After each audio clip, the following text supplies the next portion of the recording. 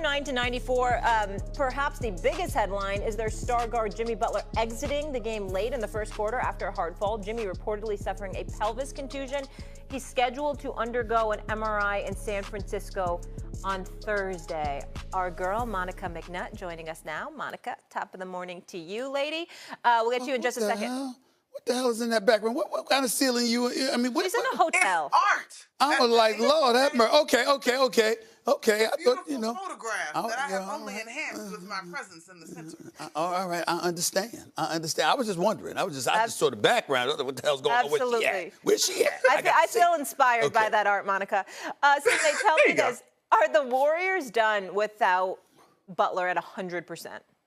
Well, I think that it's going to be very, very tough for them to beat Houston. I wouldn't say definitively that they're done because Houston can be very sporadic offensively. Defensively, they'll bring it. But offensively, it's problematic for them to score at times. And anytime that's an issue for you, you can get beat. So I wouldn't say it's a foregone conclusion without Butler that they would win this series. But I would elevate them to being the favorites to win the series if Butler can't go, which I believe ultimately he will be able to go. Here's what I would tell you if Butler was going.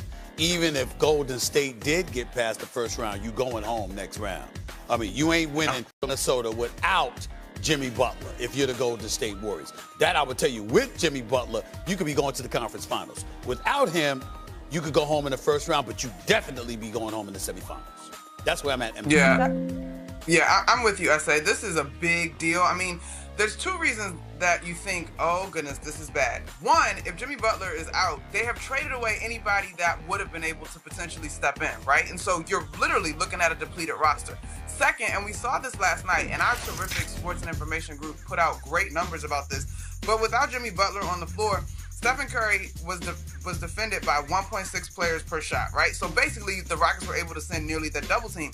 But that is important to note because it's the most that he's seen that sort of volume in a playoff game under Steve Kerr. And so the Rockets defense has the type of athletes, has the scheme that they can really make life difficult on Stephen Curry. And without a true creator in Jimmy Butler, like, that load is just going to be so persistent and consistent. Now, as you have pointed out, Stephen A., Stephen Curry is the best shooter that God has ever created. There we go. So I am not going to rule out something unfathomable happening, but I'm looking at the degree of difficulty if Stephen Curry has to carry this, not only the nature of game to game, but also the nature of the series. And bumps and bruises down the stretch of his career. You look at that Rockets group, they are largely young, healthy, and they play with a tremendous amount of energy on the other side. So this could be big-time problematic. It could be a big-time problem, but I just don't see Jimmy Butler being able to walk off the basketball court. He's just a guy. I mean, the worst-case scenario is that I see him missing Game 3. That's the worst-case scenario. Well, I can't see him being out longer than that. Not Jimmy Butler. He's just too rough. He's just too tough. Monica? I just don't see it. Yeah, I agree. If he can go, he's going to go. But then I guess the next level of this question is, like, what percentage of Jimmy Butler do you need? And even last night, to be fair, I think it was a dozen at one point in the fourth quarter. The Warriors were in striking distance, even though all the numbers bear out that they barely survived the time that Steph Curry wasn't on the floor last night. I just think it's fragile. I mean, we keep saying, and it's true, there's two sides of the coin, though. We keep pointing out the inexperience of some of these young teams that were able to clinch these high seeds, Houston being one of those that is a centerpiece.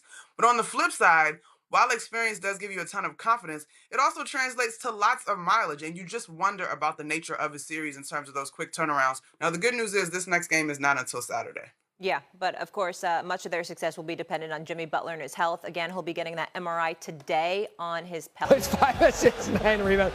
Jalen Green, 38 points, 6 assists. Rockets win 109-94. They even the series at 1 apiece. Afterwards, Steph was asked if he was checked in on Jimmy Butler after the injury. Sure, 800 people have asked him, so I didn't want to be 801. I know if he can play, he'll play, and that's what you expect. Jimmy's only going to tell you he feel good. Like, you good? Like, of course. So, we'll see.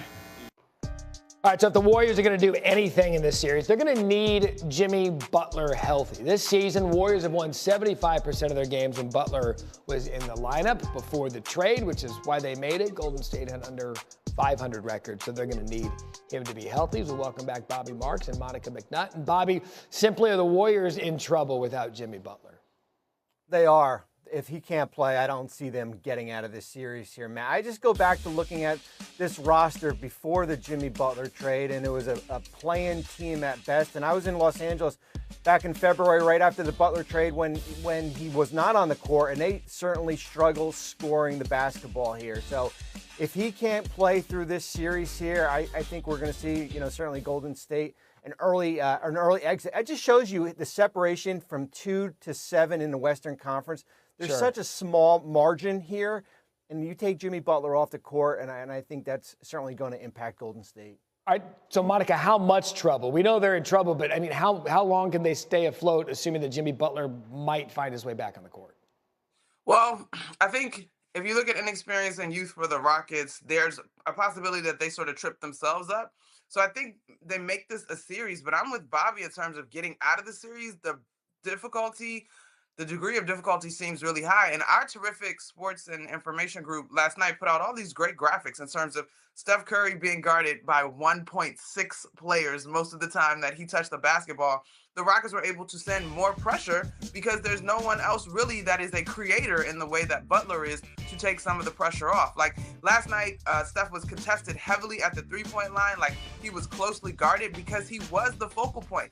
And whether you buy the Rockets or you are concerned about their inexperience or not, one thing that was legitimate about the Rockets, first of all, they're the 2 seed, so they were pretty legit all season, but their ability to defend you with multiple long, rangy, athletic defenders. So I wouldn't put it past Steph, but I do think that the probability is unlikely as the degree of difficulty without another creator seems really, really high. Yeah, Bobby, what's this roster look like if you remove Jimmy Butler from it, at least for this series? Well, I mean, listen, you're still gonna get Brandon Podziemski and Moses Moody, and last night you saw a lot of Guy Santos. You saw certainly Quentin Post play a ton last night. I thought the reserves actually played pretty well last night. They kept them in this game, and they were within striking distance here. But you're gonna have to have an out-of-body performance by Stephen Curry for you to get out of this series if Jimmy Butler is not out there. Monica, multiple out-of-body. Multiple, yeah.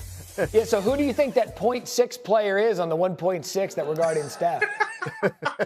Well, obviously, and you know what? The Thompson twins, they showed a shot of their parents in the stands. They have a great family, Asor and Amin. Obviously, last night, Asor has to deal with Steph. Amin has had to deal with Jalen Brunson. The Thompson twins they have big-time defensive responsibilities in this postseason. So, but I think when you look at Eason, Thompson, even Green last night, I thought he played good defense. I think Van Vliet played one of his best games in the series so far after a subpar game 1 for him. So I think as a collective, though, Ime Udoka is a guy that has been able to energize this Rockets team and get them to a 2 seed overall and is going to have them playing tough and locked in.